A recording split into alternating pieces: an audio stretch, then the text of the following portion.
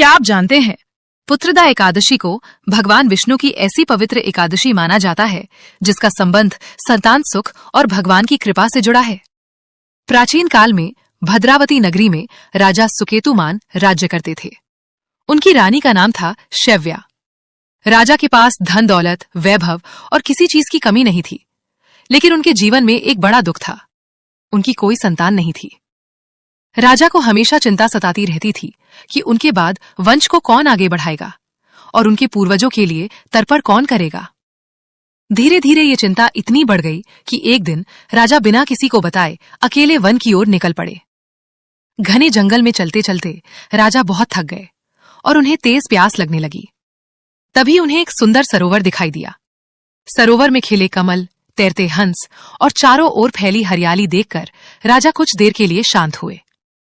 उसी सरोवर के किनारे कुछ ऋषि मुनि तपस्या कर रहे थे। राजा ने उन्हें प्रणाम किया। वे विश्वदेव ऋषि थे। ऋषियों ने राजा से उनकी परेशानी पूछी।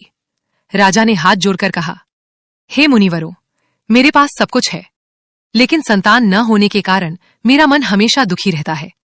कृपा करके मुझे कोई ऐसा उपाय बताइए जिससे मुझे संतान सुख प्राप्त हो सके।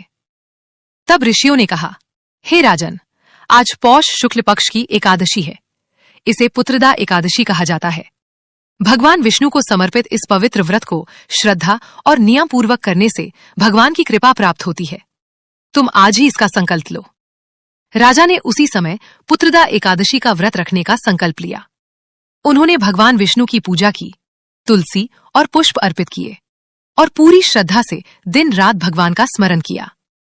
अगले दिन द्वादशी को व्रत का पारण करके राजा ने ऋषियों का आशीर्वाद लिया और अपनी नगरी लौट आए।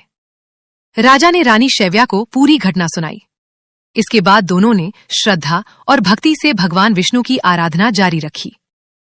कुछ समय बाद भगवान की कृपा से रानी शैव्या गर्भवती हुईं और उन्होंने एक तेजस्वी, वीर और गुणवान पुत्र को जन्म दिया।